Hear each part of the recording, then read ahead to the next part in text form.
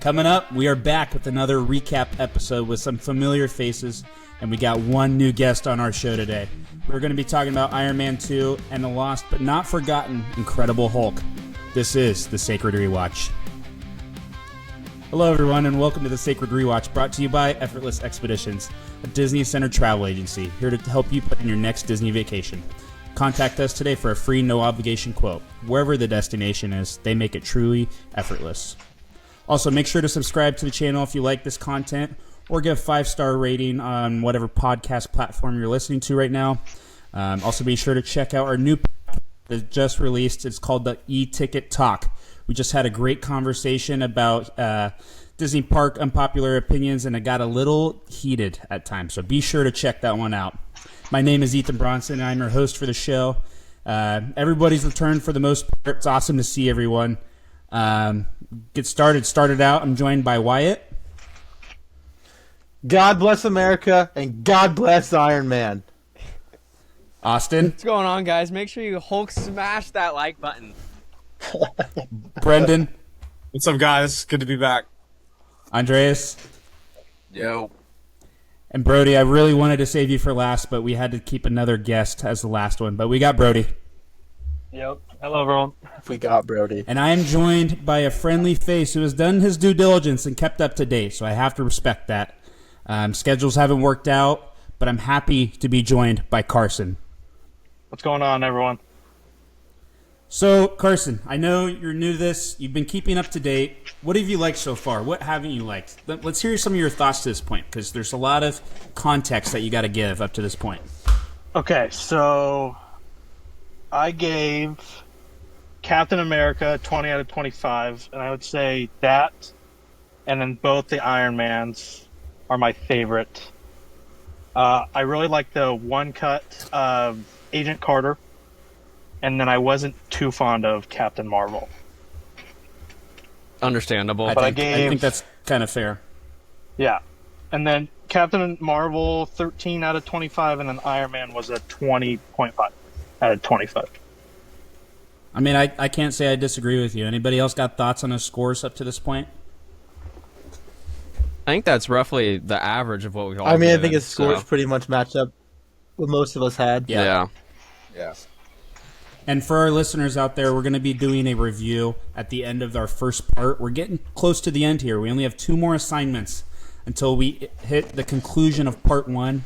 That's kind of our version of phases, just since we're doing it in chronological order. But we will be having a conversation about average scores. Andreas has taken the duty of taking that on. We appreciate that. Carson, if you don't mind, share maybe your story about how you got into the Marvel Cinematic Universe, or even the greater Marvel Universe, or even just any story that you look fondly back on as you embark on this journey. So Ethan, in probably 2021, I think it was right before Spider-Man No Way Home was coming out, he was like, you got to get into Marvel. And then I got deeply into it, and then I would say Spider-Man No Way Home was my favorite to watch with everyone. Everyone was back in town. Ethan spilled my popcorn. It was awesome. Yeah, we don't got to talk about that part, but that was a great time. I think I remember too.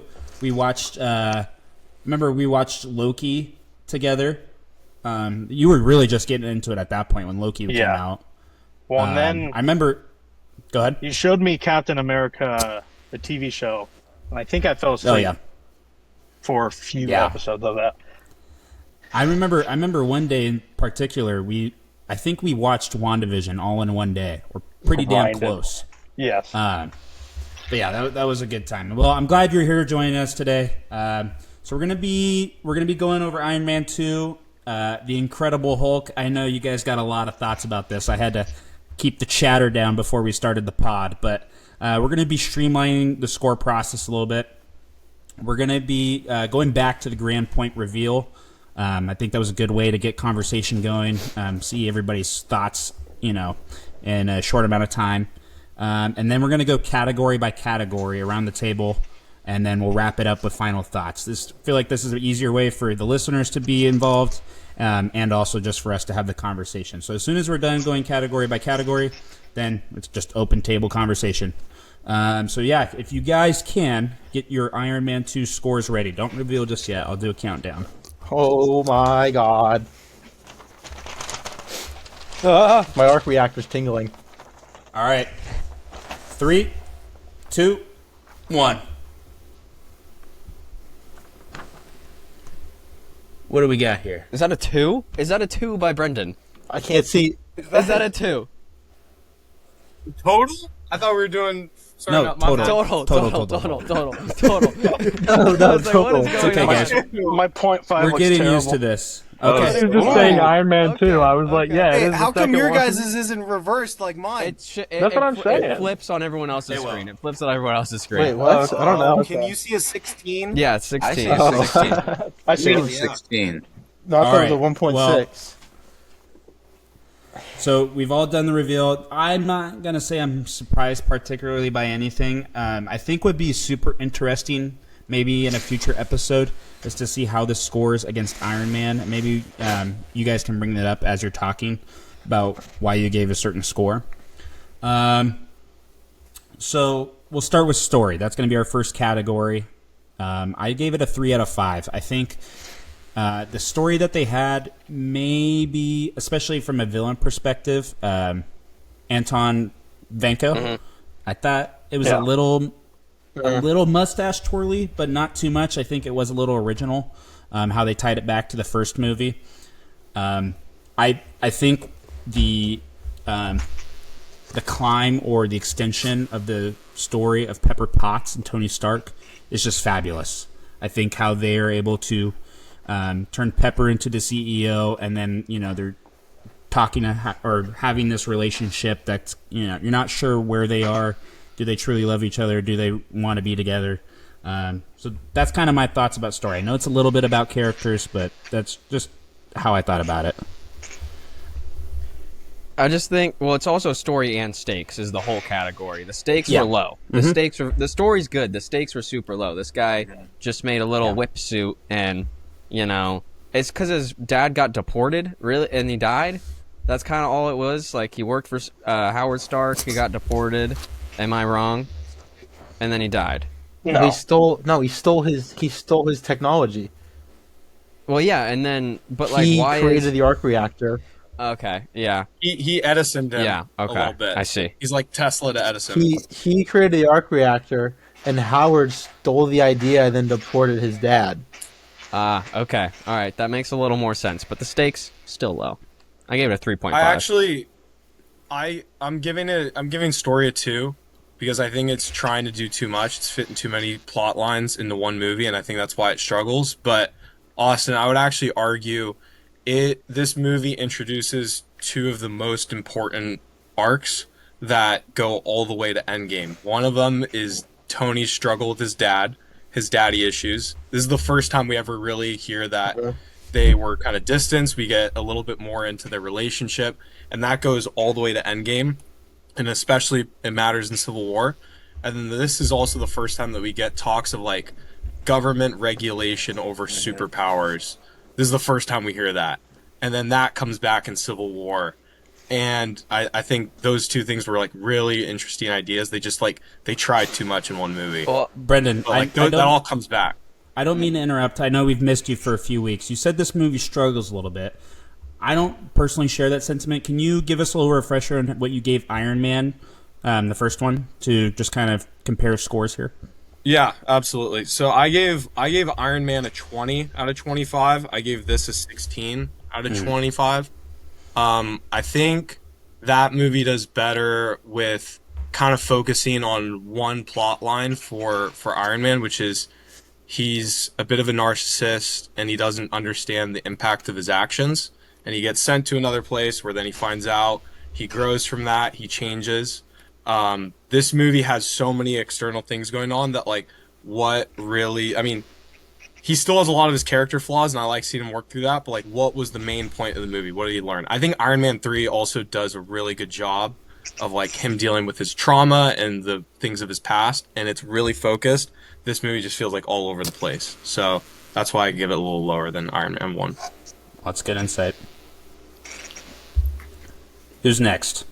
I gave the story a 3.5. The relationship between Pepper grows a lot, and I really like that. And then having Agent Romanoff, I totally forgot about that. And then Natalie I like Rushman. yes, Batty. but the whole scene with his dad where he like finds the cure for his heart, I really like that. I thought that was like a good gel to the movie. I have a question about how he found I the cure gave to it- his heart. Oh yes. So, like, Yes, Austin? this whole expo thing is just like an outline for an atom, and it just kind of just shows up. Is that what, like, Yeah. it's kind of interesting, but His I father, thought he was making. I guess, I made thought he was making a the particle outline by. accelerator. making a park. Was that not a particle Well, accelerator? he makes the particle accelerator to make the element that he finds. Right. Yeah, that was. What's the Oh yeah, I expo think you're the talking atom about? is just like it's in the design of the expo. I don't really follow that too much, but the guy flies around in a metal suit and shoots beams out of his chest. We got to pick and choose what we nitpick. Yeah. But I don't really get where that atom part comes from either on that. I think it was just I gave important the to show that, story. like,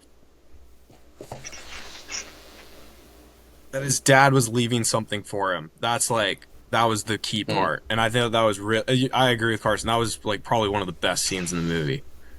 It can get you a little Doesn't- teary eyed. His dad give you like a Walt Disney vibe. I was about to talk about that. I wrote that down, too. That scene where he's giving the intro to the Stark Expo is so obviously a one from one of that very famous video of Walt Disney doing the whole "Welcome Yeah. to Epcot." Like I have seen that video 1,000 times, and every time I see Iron Man 2, and that scene, exactly what I think of. Yeah. I and I gave talked about I it a gave the little story bit. a 4 Oh. for mine. Because I feel like the story actually does a really good job of showing the very early building blocks of Tony Stark, and I think it does that very well. But also by that relationship, it starts to build with his father, because I think the relationship between Tony and his dad is something that's very interesting, because it's something we only learn retroactively with the character. Like we don't know anything of we only know what Tony knows. His dad was a genius who couldn't give up his work and never really had time for his family, and that's what Tony is in the first movie. He's this young go get him war profiteer billionaire. And then what we see in Iron Man 2 is his dad. We kind of see the building blocks that there was more to it.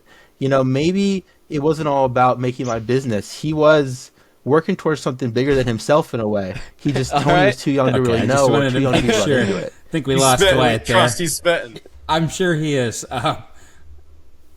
Yeah, I think we lost No! him. Brody, Oh, wow. Could we hear your thoughts?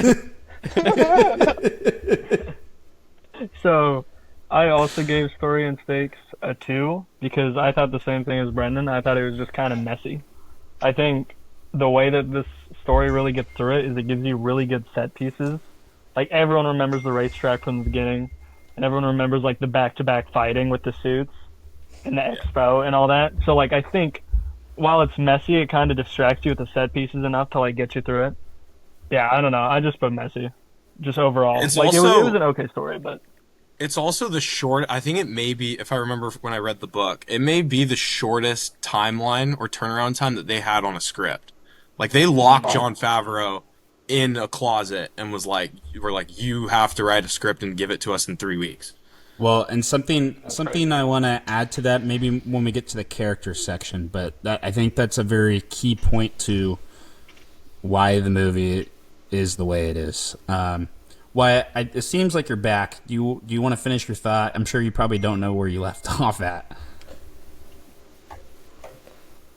It seems good now. All right, maybe not. You're a little delayed Doesn't- there, my okay. guy. A little bit. We'll go to Andreas while Wyatt figures this out. Andreas, give me your thoughts on just story for Iron Man 2. Yeah, can you guys hear me fine though? Yep, you're all good. All right. So for story, I gave it a 3 out of 5. I agree with Austin that the stakes were just really low, and like it kind of felt like it was a filler movie. It it didn't have me invested. It didn't really have me. It was just kind of like he kind of came out of left field, and he's building the suit and everything. But it's not like the first movie when he had to get out of that cave because his life depended on it. So I do like that we are introduced to Black Widow though, and to see that storyline start.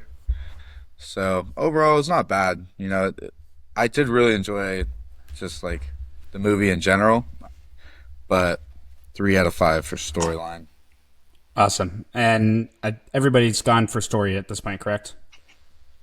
Yeah, I feel like for this, maybe in particular, I really enjoyed this movie. But as we talk about story, characters are such a vital part of this, so it's kind of hard to talk about story without talking about your character score. So I think maybe for this, we just go rapid fire. If anybody's got thoughts on the characters, because we've already touched on it a little bit. I gave it a 3. I put it at 4 because I just thought it was like cool how they still had Iron Man be like flawed. Like you could see like going off the end of the last movie, they could have been like, he's a better guy now, but he's still like, you can see it in how he throws his parties and stuff. He's still very much the same flawed person. And like Brendan was saying with the, I think the adding of like his father as an aspect to it, it just explores the character in a good way. Instead of just moving forward, it's going back and going, why was he the way he was in Iron Man 1? And why do those flaws like still remain in this movie? So I thought the character stuff was really good. And the cast of having like Black Widow and all that come in here and just blending the characters really well, it kind of set up like a really big sequel thing. Like we'll see that in Captain America too, where they're like, oh, in the second movies we just kind of get this really good cast together and just let them blend in different ways. So I think it's really set the blueprint for that. Yeah, and I think too, to add on that, to me, Tony Stark in this movie, he does feel like a different character, and somebody may disagree with me on this. But I spent some time thinking about why do I feel like Tony Stark's like a different character in this movie, even though his portrayal is the same and the ego is there and the charisma is there. But to me, Iron Man, the first one, he's very money driven and money fueled, right? He's this arms dealer, this death dealer that money. As the movie gets to the end, like, you get to a point where you have so much money that it doesn't really matter anymore, right? But he becomes Iron Man, and in Iron Man 2, he's fueled by is fame, right? He's kind of stepped away from the gambling and drinking a little bit because it doesn't really matter as much to him. But all this attention is fueling his ego over and over again. And I think it's kind of cool to see that, and I think what we see with Iron Man 2 and his ego being fame-driven is the Tony Stark we're a little bit more familiar with as the MCU goes on, especially in the Avengers. Obviously, not as much in Civil War, but Age of Ultron is very much the Tony Stark that we've come to love. I also want to put out there, this is probably the only time that I've ever heard Tony Stark go by Anthony Stark. I don't know if anybody caught that. Hammer and the honestly, I didn't even know that was his like full birth name. I just thought it was Tony this whole time. I thought it was kind of cool. Anybody else? I gave character arcs a 4. Very good recasting. I think Rhodey definitely developed a lot, even though it's a different actor. But I think his character grew a lot. And we gotta talk about the arc of Elon Musk. Man, was that some foreshadowing? Yeah, it was. But yeah, I mean, the movie was made in 2010, so it was 15 years ago. I mean, he didn't have as much money as he does now, and as much grasp on businesses and politics as he does today. So, I think that was kind of cool seeing that.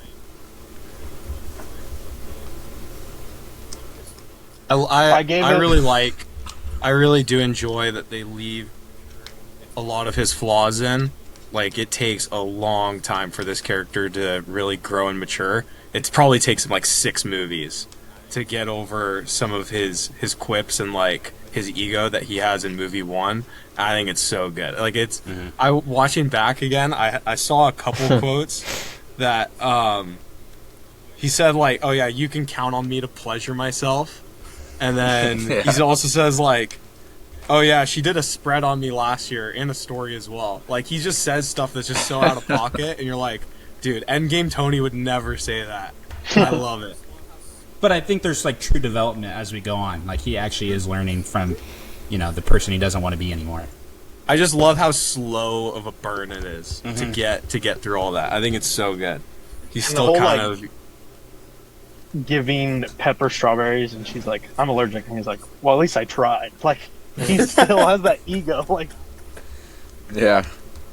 but even and then when Hammer he gets too, rid of it, he just like throws it on into the dumpster, and like half of it's on the floor. He's like, "I don't care."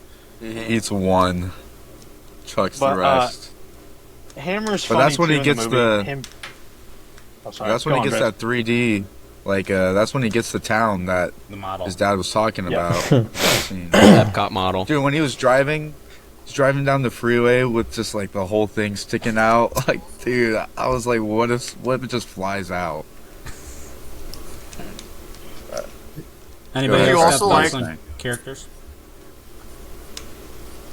This is just a small thing I wanted to bring up at some point. It caught me right at the beginning. Did you notice that they said Iron Man solves the Middle East in like the beginning?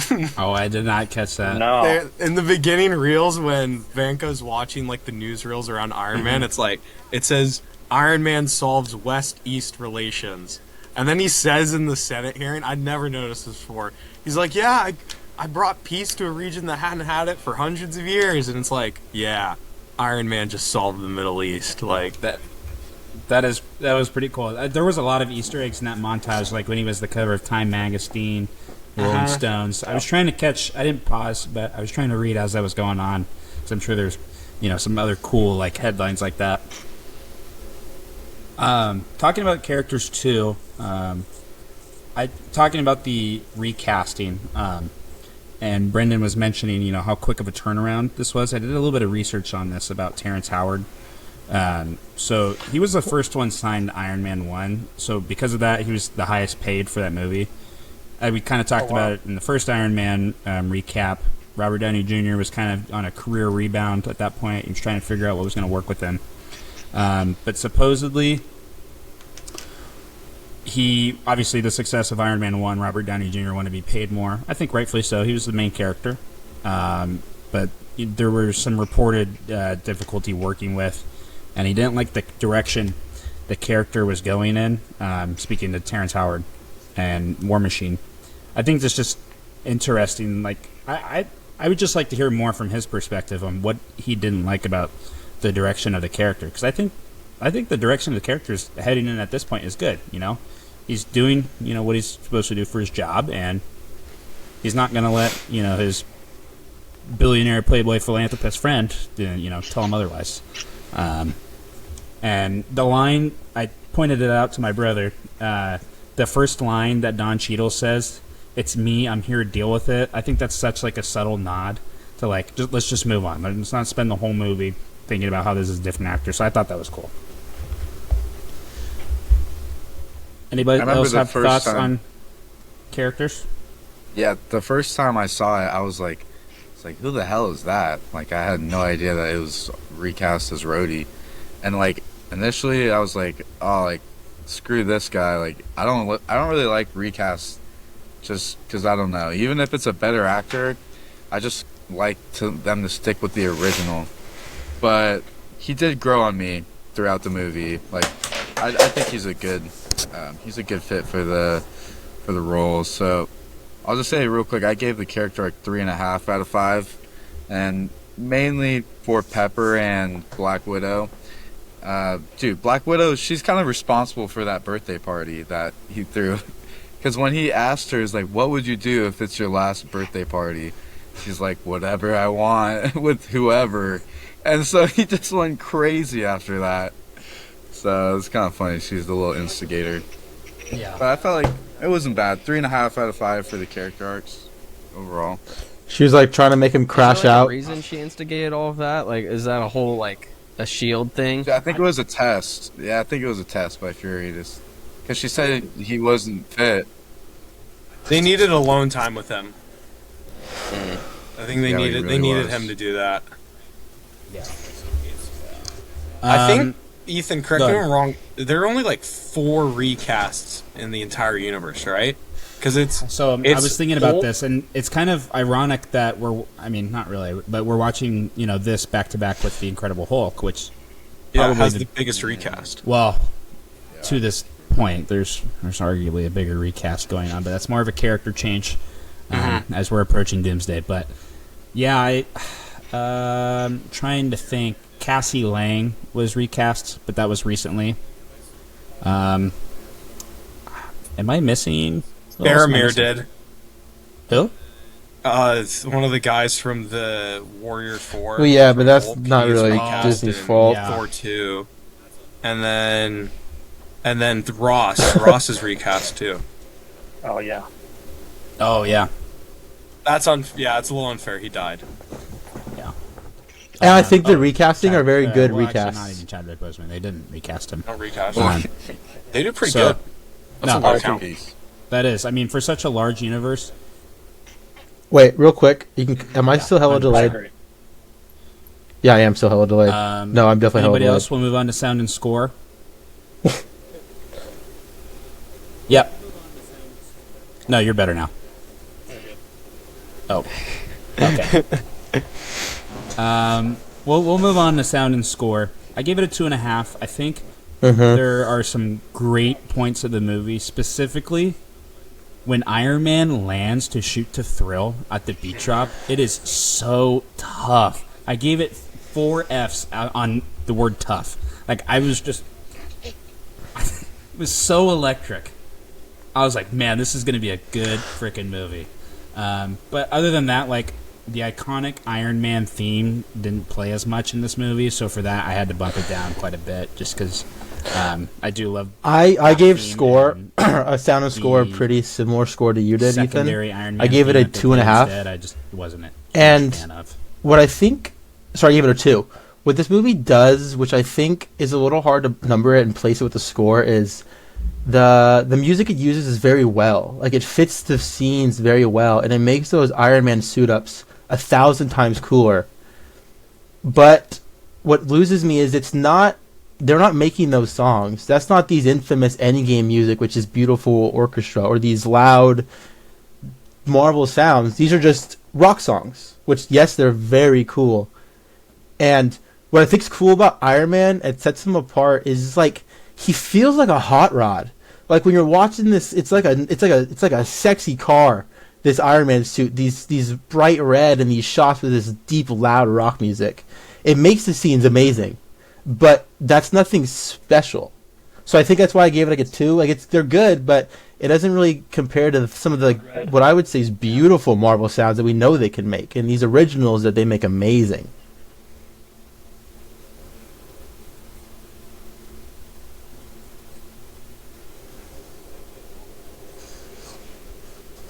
Yeah, I'd be interested to go revisit this argument of original sounds, because I think 100% there needs to be score set aside for that it's original music that they made, right? But there's another side to that blade when we get closer to Guardians of the Galaxy, Thor Ragnarok. What I will movies that say, heavily use I know it's like a popular future music. discussion, but I feel like with those so necessarily do is I at least see what with you're like saying, and Thor I with do agree Immigrant with you. I Song, think that's why it my takes score kinda songs that may similar. not necessarily But- be well known to like the generation watching Marvel movies and turns it in a way to the character's theme song. Like it turns these old songs that like I had no idea what these songs were before the Guardians of the Galaxy, and it turns that into now that's the theme song for Guardians of the Galaxy. Like when I hear "Come and Get Your Love," all I can think about is those Guardians of the Galaxy scenes. But what Iron Man does is it's just those are already very well known songs. You can't really make those Iron Man's theme song.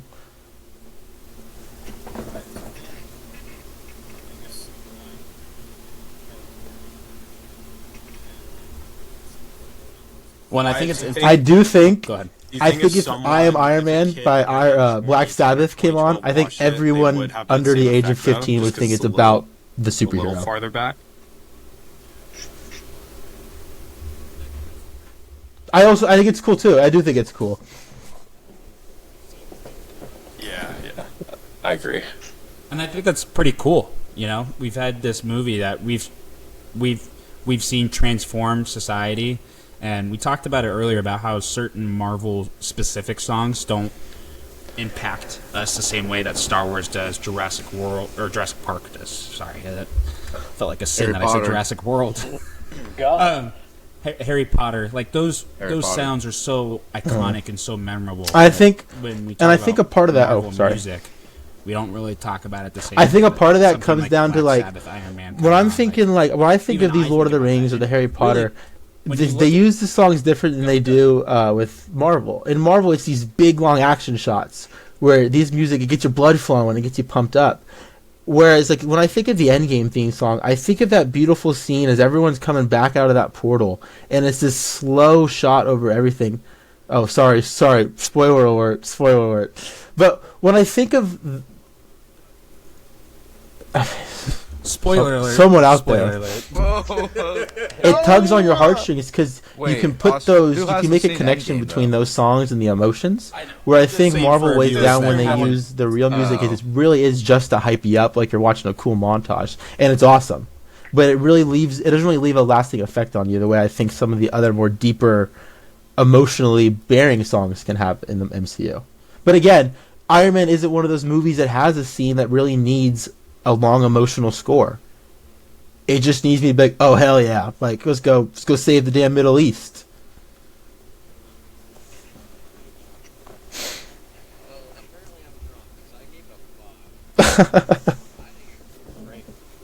Yeah, I agree. Well, apparently I'm drunk because I gave it a 5. I think it was great. I agree with Alpha. I mean, when he goes down to his little shop and he It's goes, good. I'm saying it's "Daddy's good. home," and then "Should I stay or should I go?" comes on. I mean, come on, that's That just is so good. Yeah. Wyatt, I love the and Mm-hmm. it's super good. But there's a really good video from like 10 years ago about this Marvel Symphonic Universe. I think I've like forced a couple of you to watch it. The big difference between Marvel and Star Wars and Harry Potter and all them is that Marvel reserves its music for specific moments and doesn't repeat it very much. Harry Potter and all them, they'll play the same theme in every single movie, no matter what. And we have 26 movies, and we get different music for all of it. And probably the only theme that people could recognize is the Avengers theme. And then I was thinking about it, I just pulled it up, but like the one thing, and I was so sad in Cap Brave New World that they didn't play it. The intro music they don't play, but I don't know what movie it I started. can't hear it. You're Remember talking when they over started it. You're playing talking over it. that? Oh wait, come on. Like that gets you fired up because you know you're Well, about Okay, to no hear one I it. can didn't hear hear a thing. No, I can't hear it. No one can hear it at all. the event. No one can hear that. Is the Avengers intro Well, song? Brendan will have Yeah. to send that one Everyone's to the group leaning in chat. with But their AirPods. What is it You though? hear it? Yeah. No. No. I think it's because we have echo canceling on right now. Yeah. So you'll just have Yeah. to give a detailed description of what But we're you know, listening to. you know when the And I feel like logo's coming what up the and it exciting shows part the is flashes looking- like dun, dun, dun, Where we're at dun, now in the dun, MCU is they've dun. done yeah, that yeah. 20 That's times. memorable They've 'cause they stopped play doing before it. every movie. What you actually Well, what happens is you start to now we're tired of it being unique. It was cool the first 10 times. Now that when every movie has a different theme to it, let me see the old one again now because that's cool again. Like that's what I think's fun about watching these movies is like I'm watching with Andreas and this movie is these movies are so 2010 coded. It really brings back. It's fun because it looks like the MCU's lost that kind of flair these days. Yeah. Austin,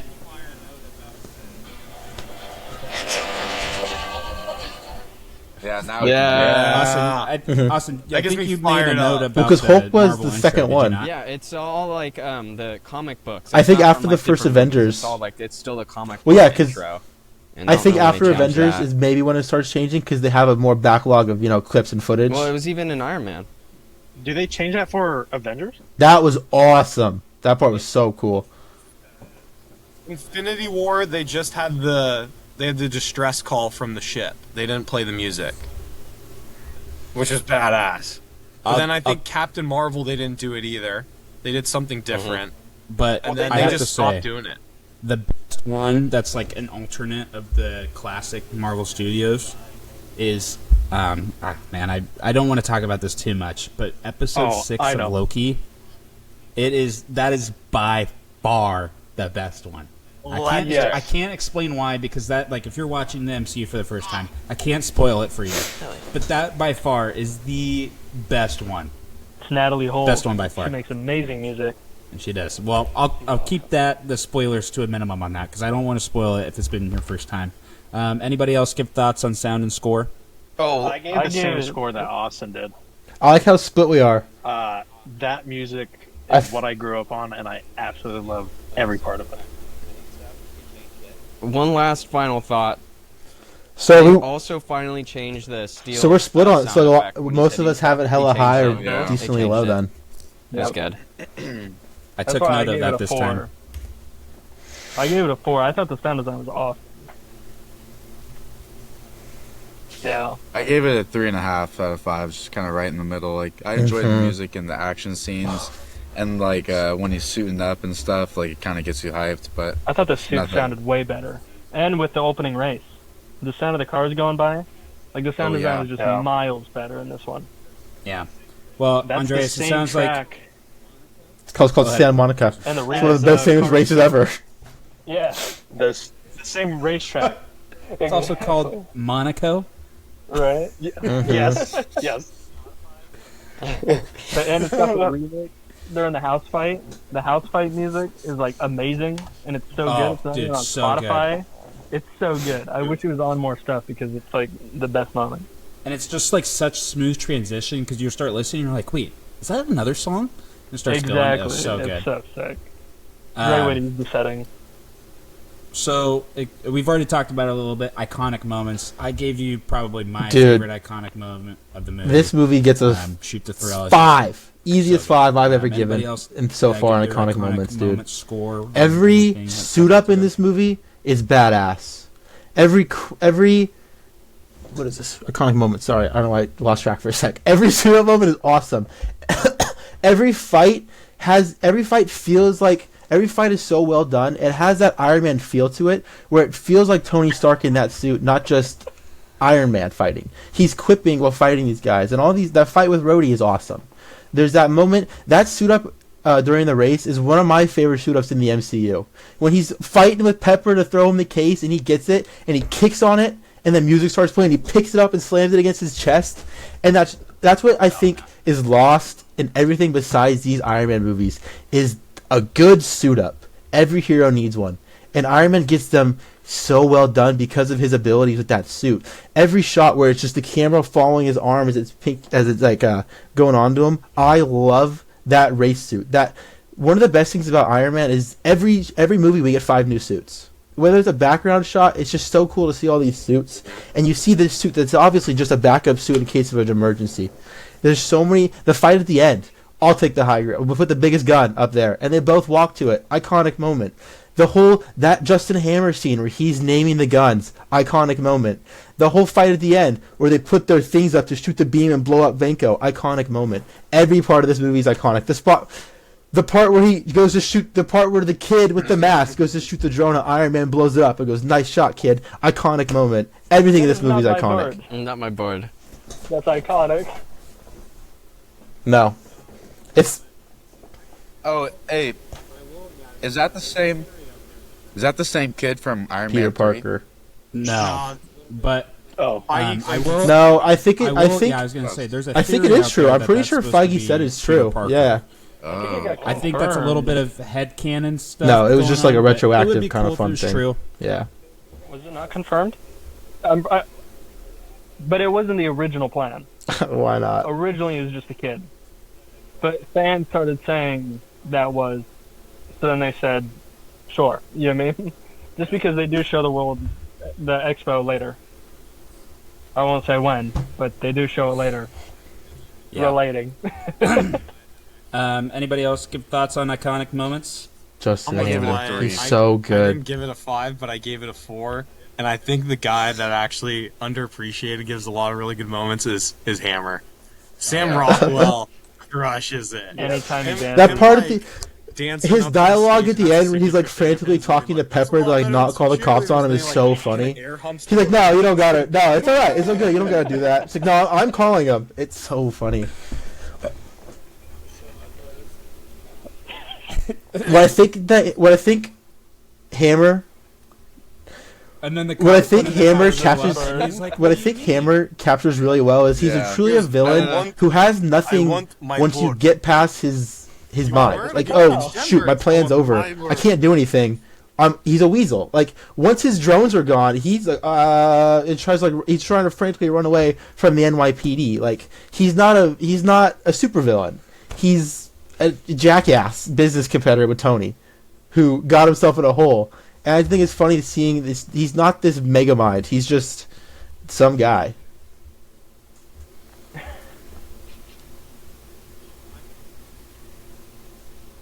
God, Whiplash is so cool. He has a He's lot. That just a suit, puppet. his suit, He's oh, a his puppet suit with for the whips. Banco, to be honest. Like Banco I love is that so I love that. doing Sorry, everything. pardon my language. I like too. I gave iconic moments a 3 because like I don't think about him when I think about overall MCU. Like if I'm thinking about Iron Man, I think about him. I think it's some of the most iconic Iron Man moments. But when I'm thinking MCU overall, I don't think of Iron Man 2 that much. That part's good. I think that's fair. We just to talk That- about Happy. what I He most- had some pretty iconic I feel it's moments, weird like to me. on I the feel like racetrack, Happy just, like, actually gets the slamming most it into character him, growth backing up and outside of slamming Iron into Man him. movies. Yeah. Really? Like, I feel like I'm like thinking. I'm excited. I was about to say I'm excited for the character growth for Happy upcoming, but it's really just That's out. not yeah. Once Iron Man 3 ends, we see a lot of Happy. It's those Spider-Man movies where he gets that big kind of like, that big, where he's viewed more of. I do think a part of it is Jon Favreau directing these movies. He's so Do you think talented. that's just Jon Favreau He just not wanting to write for himself? did both of them. He did the first two. Like, yeah. I actually Did think he- that's a valid point. I didn't really think about Did he that. direct Iron Man 2? Yeah. Oh, okay. I thought that he only did the first one. My bad. Kane Black, it's the third one, Mm. but he goes 1-2. Also, another his- iconic moment I want to put out there: Natasha's hallway scene. Yeah. They go back to that a couple Yes. times. It's so iconic because, like, at first you're like, "Who's this Natalie Rushman girl?" Then you find out this is Natasha Romanoff, that she's this Shield agent of some sort. Not really sure, what she is. You see that glimpse of when she just absolutely kicks Happy's ass in the boxing ring, but then she just goes full out. So I think that's such a sick scene, and I love to. They kind of revisit it at some points too. I can't remember when, but they do a flashback at some point. Yeah, I gave it a 3 out of 5. Like now that you guys are mentioning it though, I do agree that there are like a lot of good iconic scenes, but it's more like a bunch of like little cool ones and not like any like major ones like Brody was saying. Like I don't really think back to this movie for those really iconic moments, but I did. I really like will the give birthday some scene validity to what Brody there, said, which is Iron Man that and Brody were I fighting. actually was on the most of edge these of moments that. I actually did forget about until watching the There's some movie. good moments in there for sure. So there Well, is some strength there. Like like they're iconic now because I hadn't seen this movie in a decent amount of time. So I do see that point that there isn't really much outside of Iron Man with these moments. But I still give it a 5. I don't care. I don't take it back.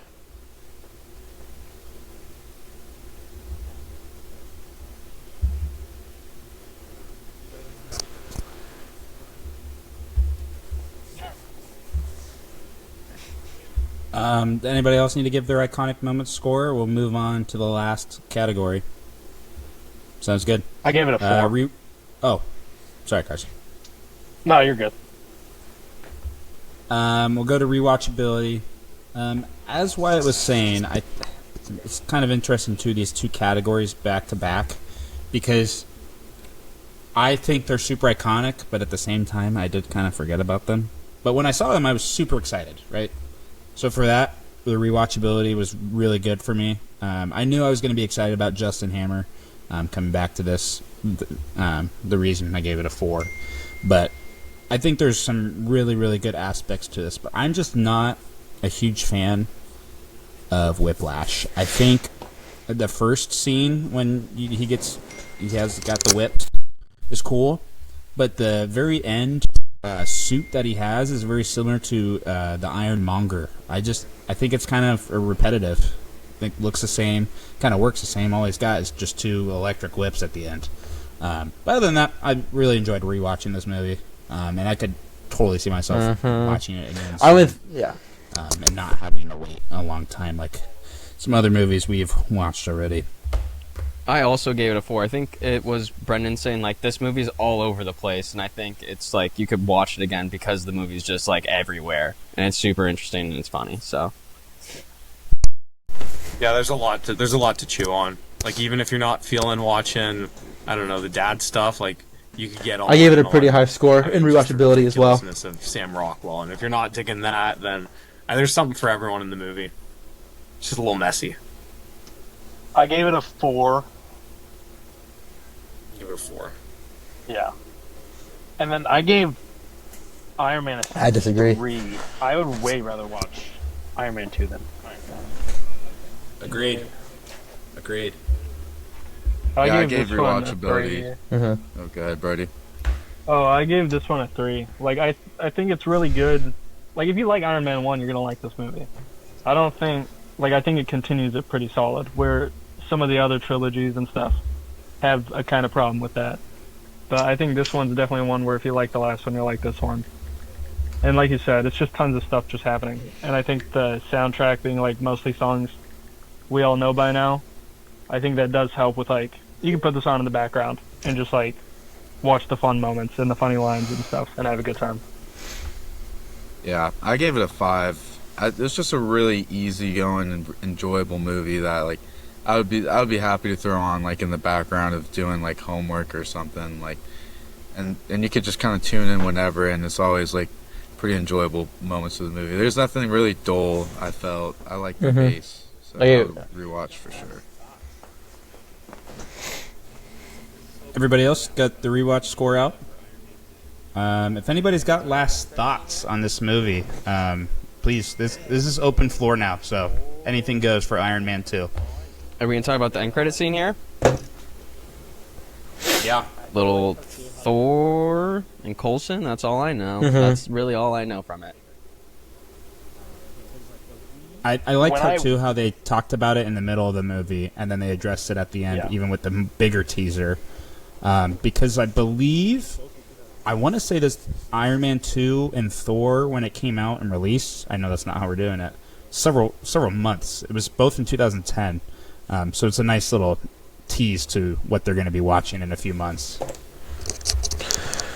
I kind of forgot that. I would say that Iron Man 2 is an often overlooked movie in terms of its importance to the MCU success, actually. Because I feel like this was the first movie this was the first sequel we'd ever seen.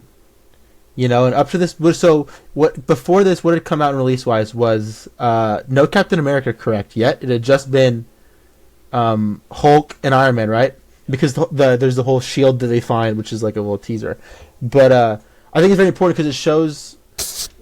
Yeah, no Captain. Because they're teasing the Avengers this whole time, and instead of doing your next movie a Thor or Captain America, Man, and when you Hulk, have them lined up, 2. I feel like it's a little bold to go Hulk, Iron Man straight to an Iron Man sequel. But I actually feel like it actually does a really good thing, as it already gives us this character we already can latch onto through 2 movies. So when we see him in, spoiler, the Hulk end credit scene, that's our guy. That's Iron Man.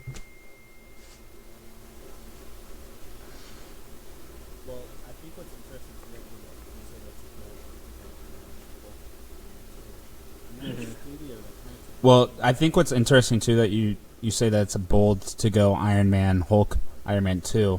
Another studio that kind of took the same route, actually a few years earlier, I know this is Marvel podcast, but when Toy Story came out in 1995, very revolutionary maybe in the same way that Iron Man was.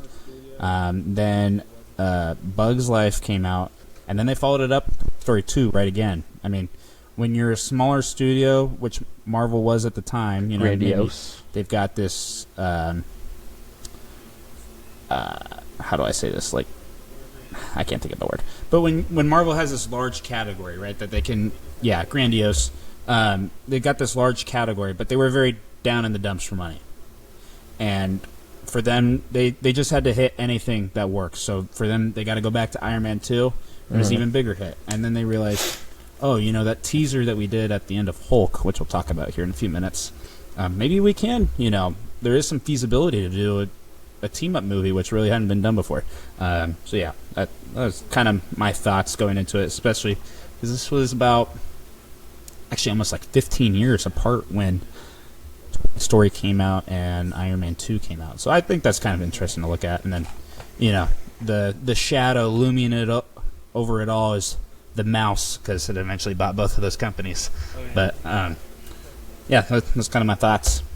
I think something about the end credit scene that's awesome is, like, we had characters that would, like, just serve one purpose, and that would be their whole thing, and we wouldn't have to expand on that more.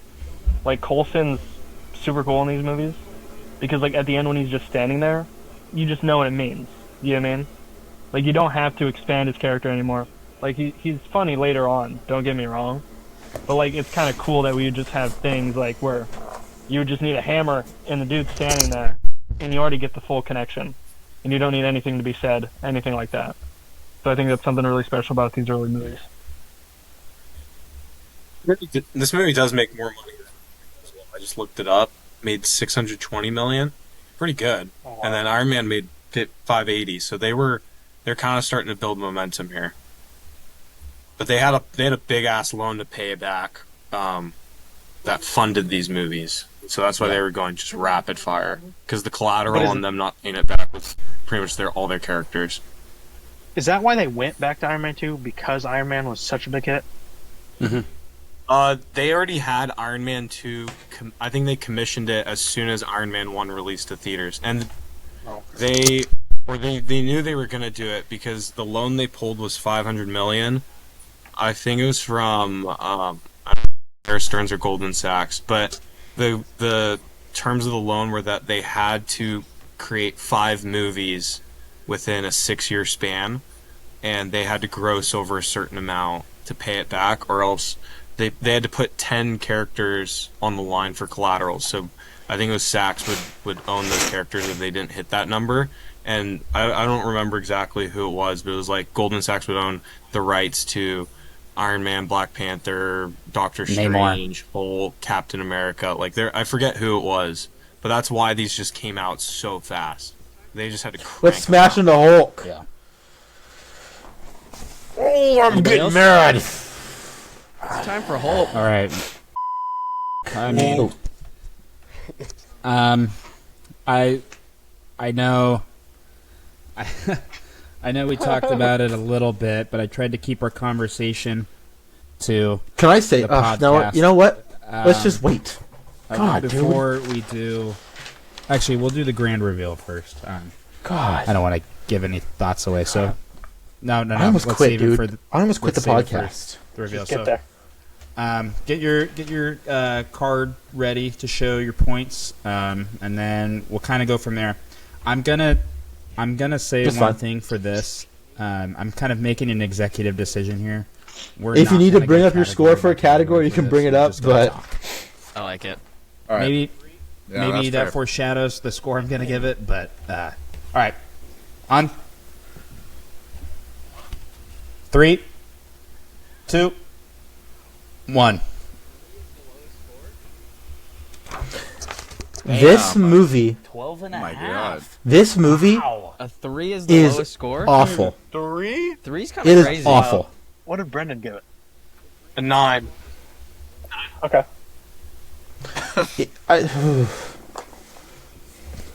The green Sasquatch. The opening is awesome. scene. Oh my God, Carson! I don't even know where to begin. The opening scene I was terrible. I was 15. What this minutes movie in. does is it actually. Oh, I'm getting No mad. suit up. I'm gonna It turn to was the like Hulk. the I'm gonna worst Hulk suit up out. scene of all Yeah. time. What this movie does is it ruins what the MCU actually I think does best compared to every other franchise in the world is not needing these long drawn out backstories of how you became a superhero. But what you don't do is throw a green filter over it and have it shown in your opening credits, right? And then give no real background to it at all, besides just kind of putting it together as these guys are running around. I think what goes well for Spider-Man or the Batman movies is we know how they got their powers. A lot of people didn't really know a lot about the Hulk when this movie came out. And I think the first 30 minutes of the movie, you kind of already have to know about the Hulk.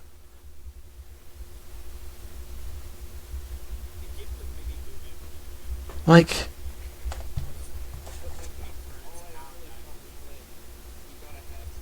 Give the mini movie at the beginning though to give you the intro. There's like not the all opening I really credits thought was, have like, that intro. He got an X-ray and now he's Hulk. That's kind of odd. That's all I thought. Like, I don't know. Tim And then Roth's a very Blonsky, tiny, that guy he's a very is really small guy. short. For what he turned, that guy's like 5'2". Like standing next to everybody, There- I couldn't get over that. And then he turns like this 9-foot creature. And what I think, what shoots this movie in the foot is that, like, with all the characters. not a single thing in this movie matters. He does it well though. Not for a second. He does it well. Like, at one point, I'm sitting there with... I actually watched this with Andreas, and at one point I'm sitting there watching, and it's this scene as Edward Norton, who... What I actually think sucks about this movie is it takes two phenomenal actors in Edward Norton and Tim Roth and gives them absolutely surface-level characters with nothing outside of the surface. And there's this scene where his love interest, whose name we just found out 5 minutes ago because he saw it on a sign, so we have to assume that's the girl he's going to from the beginning, is running to hug him in the rain, and we're supposed to care. I don't even know what the issue was in the first place, why they weren't together. I don't care. I don't know who you are. I saw here you hurt your feelings in the beginning when he turned into the Hulk. It expects you to care about characters that they don't have nothing, don't matter. Also, He notices her. And you know what's funny, Brendan? Is you never see her again. solution to every fight. She never shows up ever again. Like smacked in the head, and he and he just gets stronger.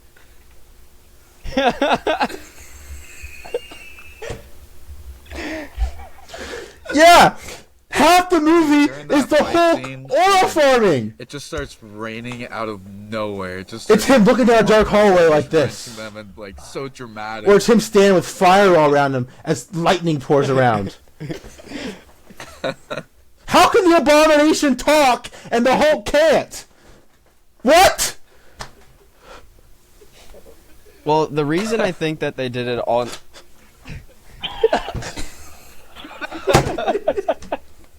That is a reasonable question. I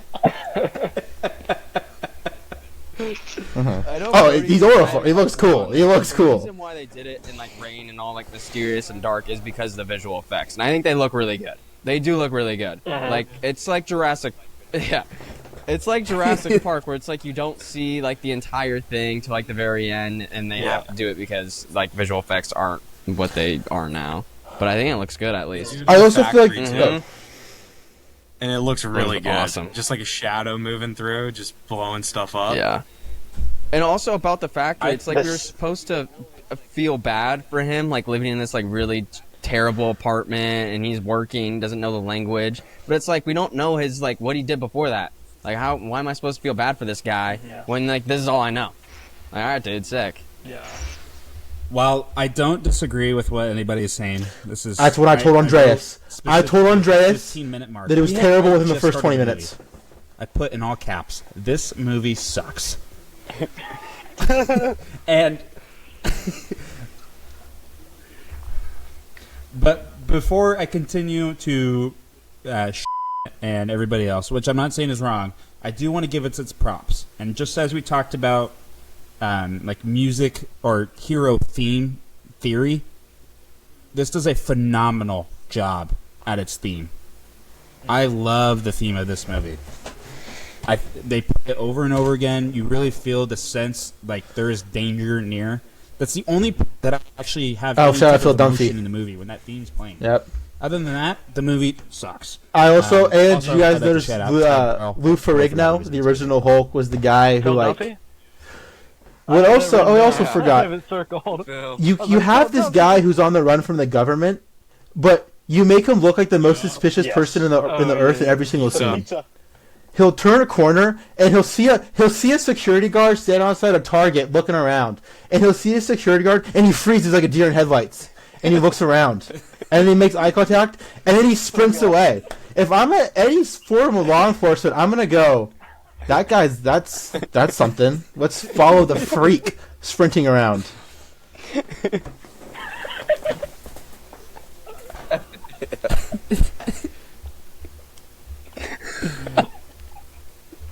Or even the scene where they find the newspaper of the girl, I can't think of her name, and the general's like, "Oh, just forget about her." Like she's not a part of it. It's like I'm looking at my obviously knows thing. That is her, like his daughter easily.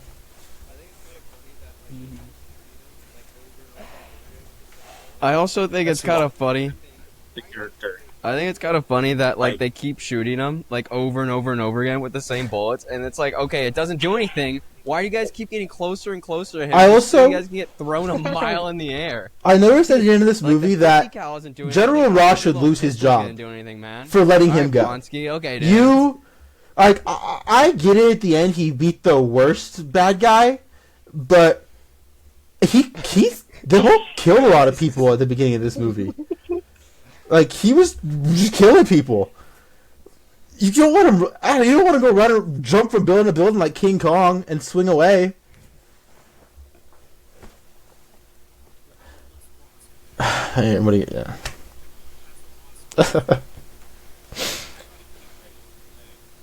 Yeah, but what's Ross gonna do? I mean, like, that's what Austin was just saying. They couldn't do anything. That's true. I thought he came ready to play at the What I feel like university. this He movie had a plan. He's like, does "Oh, do we well shoot him. is actually the only time Gas, the Hulk's a monster. Outside of I think Age of Ultron also does this well. And just Is you not actually apart. see the Hulk and you get a little scared. Like this is not Bruce Banner. This is not the Endgame Hulk. This is a monster. And what I think really sucks is the comics, and this is a huge issue with the MCU, is they really do treat the character of Hulk like garbage. Which is, he's such a deep character that we don't have in the MCU. The MCU doesn't have a character who hates his powers, who views his powers as this true negative that he wants to get rid of so bad. And I think a part of that comes with the casting shift. Where, I don't know if you guys have seen a lot of Edward Norton movies. Edward Norton plays these very dark, serious roles well. He would have been perfect to play kind of this dark Hulk who just like is driven to the point of depression and suicide because he can't live with this beast inside of him. He hates it. And they turn Hulk into this joke. They really do going forward. It's kind of sad to the character, and I think it's sad to a character that so many people who watch the MCU would have connected with and loved if they had done it right.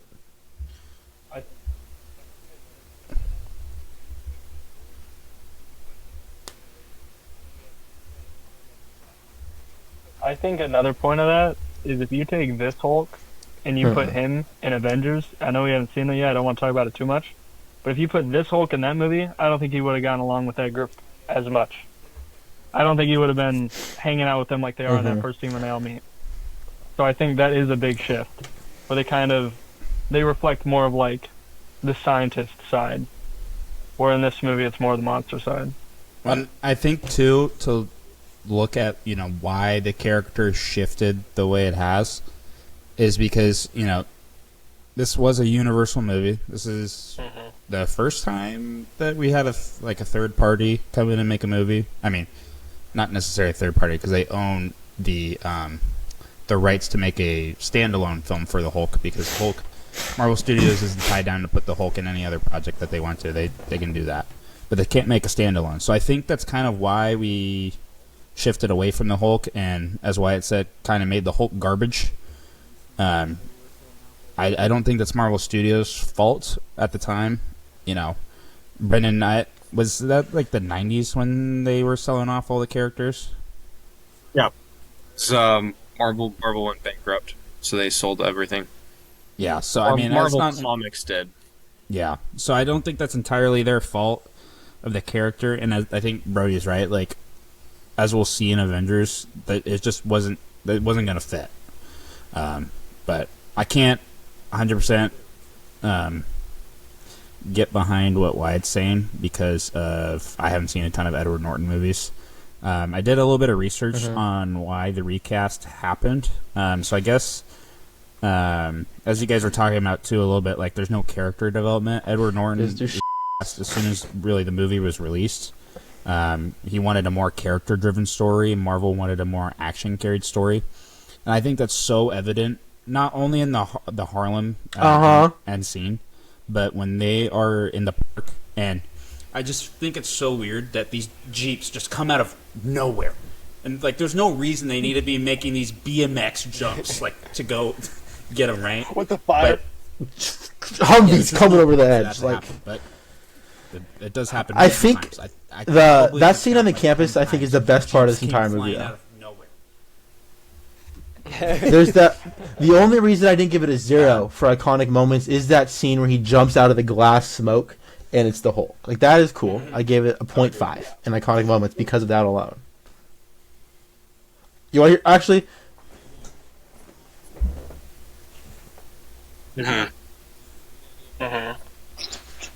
Wait, Ethan, did you read any of Marvel's comments on Norton?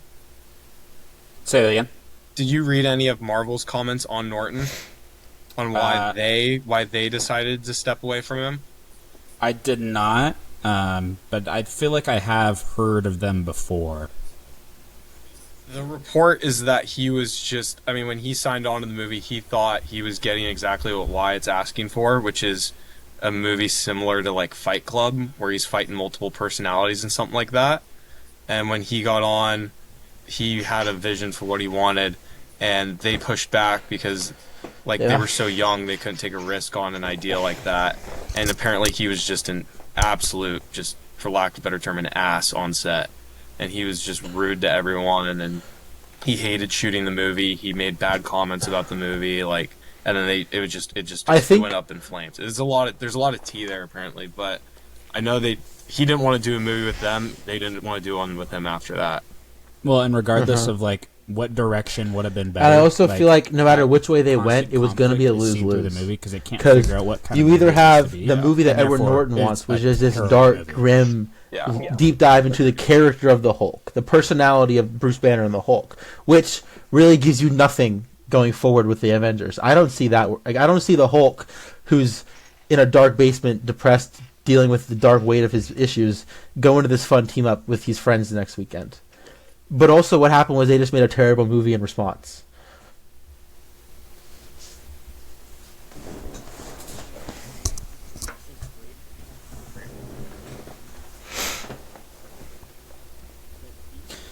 Yeah, and I think, too, this is a great perspective movie, not only for what we're going to see in the future, but even like a movie like Captain Marvel, which we also kind of graded pretty poorly. Like, Captain Marvel looks like a great movie compared to this. Like, I would watch Captain Marvel 10 out of 10 times, which is, I talked to Wyatt a little bit. This is interesting. I looked on, before I started this movie, I was actually kind of excited to watch the movie again. For whatever reason, I looked fondly on this movie. And like I said, in the first 15 minutes, I'm like, what are we doing? Like, there's this early 2000s montage in the early credits when he's, like, looking into the, like, the X-ray or the MRI, whatever he's looking at. I'm like, this is terrible. So, yeah, I mean, it's just not a good movie. But I gave it a 0 for rewatchability. For future movies, we kind of have a palate cleanser now. We're ready to move on. Can I go down my scores? Yeah, I was gonna say I also gave it. I gave Story and for Stakes rewatchability. a 1 Because because nothing after this movie. This movie got erased from existence. You can never watch this movie.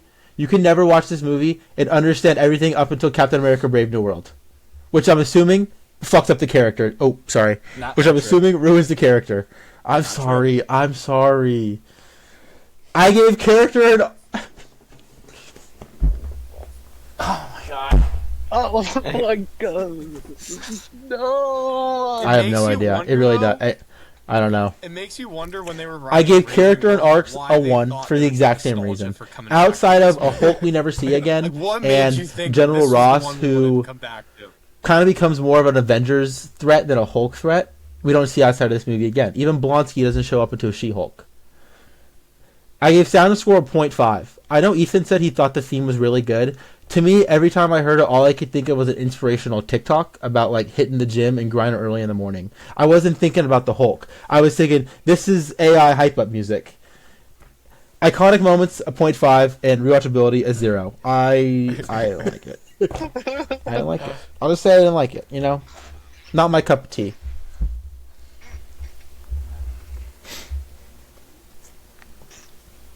Wow. Well, and I have to say, too, the only part of the movie, besides when I heard the score, which I feel like is a little bit of a boost of adrenaline when I hear that, the only part I got excited for was when Tony Stark shows up.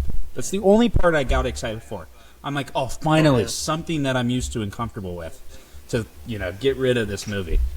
I have something I really need to talk about here. So Hulk's whole thing is, Hulk smash, obviously. But His then they go in heartbeat the, gets the too little high. hotel room, and then you know what? Hulk can't smash, apparently. So that's a little crazy. But also in that hotel room, Something that I talked about in a couple episodes purple ago pants is come these up older movies from the always comic book. alluding Huh? back to these comic that's costumes. pretty cool. Had a very much... Dude, if he had purple pants on, the movie might have been better. Might have been better. Never following through on them, really. Not to the except extent that Captain we America. kind of do.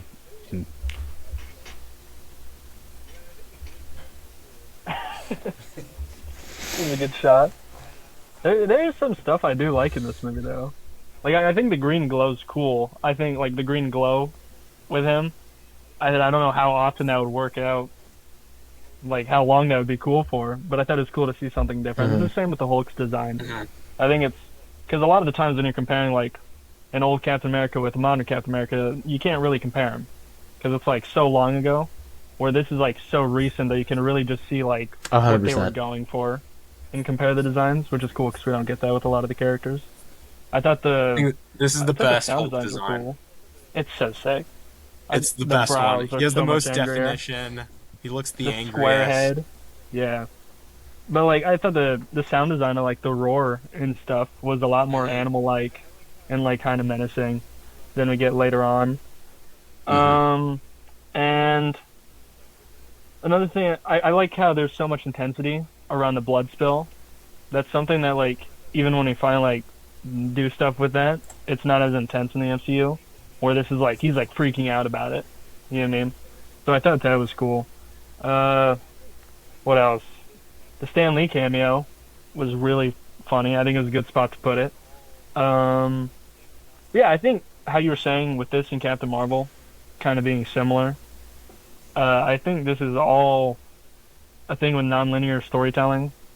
Like, they're the two main ones that have tried to do that, where they just don't tell it, like, straight how it happened. They try to be like, oh, here's some mystery for what happened. And I think that's because of that, like, one Christopher Nolan movie, Memento, when they, like, did that, and everyone's like, oh, we can do that, we can make it cool. And then, like, I just don't think it works. I think these stories are meant to be told pretty straightforward, especially when you got something that's building on itself like the MCU. I just don't think the character progression works if you try to, like, add mystery and stuff. Yeah, I would agree. Does anybody else have some last thoughts? I just think that it's really lacking the character development. Like, it's kind of unfortunate I feel like a lot of his is just either in that initial montage. I would have loved to see him before the incident that happened and seeing, like, it doesn't have to be a long portion of the movie, but just like I just feel like it's such an then interesting. how it changes. It's such an afterwards. interesting decision to have that Yeah, this as is your just a opening. main movie. instead of just One last like, thing I want to I add. feel like there's so much dead time in this movie that could have been cut for just 20 minutes in the beginning of them talking about or them working on it, and then the incident where he becomes the Hulk. Like, it wouldn't. I feel like that would have at least added to some chunk of the movie when there was obviously time for it at some point.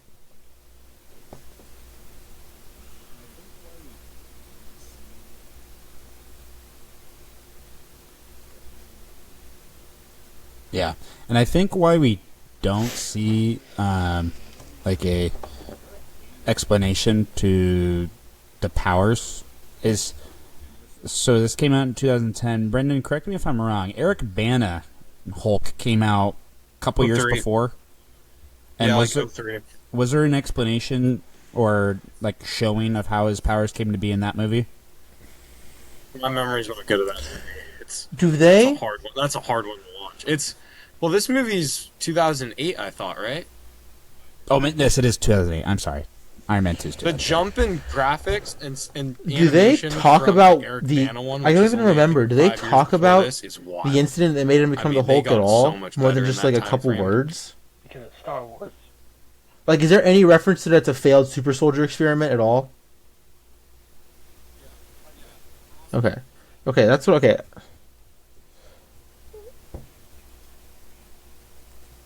Yeah. I think so. Ross explains Yeah. that. See, but Yeah. Well, they mention it at the end, too, that Tony Stark's talking to Ross, and he's like, there's a reason that they don't try to do the super soldier serum. But all of that's retroactive. They talk about That's it already again, too, after the in movie. Avengers, right? Because they're giving Captain America the rundown on the Hulk before they introduce him, and he goes, "Oh yeah, We've already he was trying to copy you." I don't know. It's hard because I don't remember if I'd That's a already good known it point. before, That is, but all after it's just the it's fact. something that's I don't know. The do you super mean? soldier serum is such a After big this thing movie. in Yeah. Marvel. Everyone's Yeah, always they trying do to recreate address it. it It's always again. failing.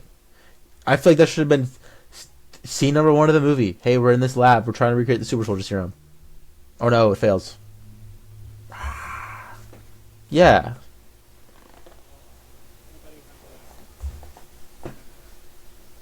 Even if it is a time jump, Well, anybody have last thoughts on this? This is kind of a rough one to end on. But as we look to the next week, we're going to slow it down a little bit. I'm going to give a little bit of behind the scenes. I've talked to some of you about this, but as the weeks go on, due to some of the Netflix shows that are impending and the time constraint that we're on right now, trying to get to Doomsday and trying to get all this done, there's rough weeks ahead, I will say. So I ask that you buckle up, but I am aware that this is a lot, Hulk? so Is it I'm Thor? lightening the load a little bit the next 2 weeks. So up next, all we have this week is 2 one-shots and a movie.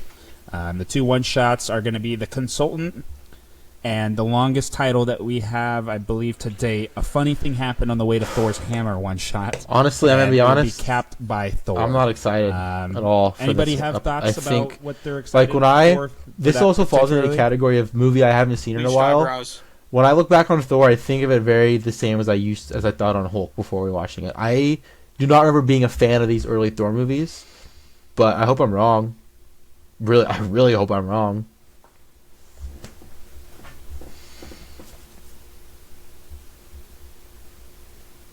Do you? I'm looking forward to it. I like the Thor movie. I'm very I like excited. when he comes to Earth, and I like seeing Natalie Portman on He screen. actually. I actually forgot about I'm that. excited. That's great Hell insight, yeah. Andres. Well, I'm excited for anybody? Loki. Yeah, I am as well. That character arc throughout the whole thing. Oh, I can't wait. Yeah. Well, we'll save our thoughts for next time as we watch the Thor movie and the 2 one-shots. But that's going to do it for this episode of the Sacred Rewatch. Smash we that hope you enjoyed diving Hulk back into the smash that timeline like with button. us. New recap episodes are coming out every week leading up to Avengers Doomsday. See you guys next week.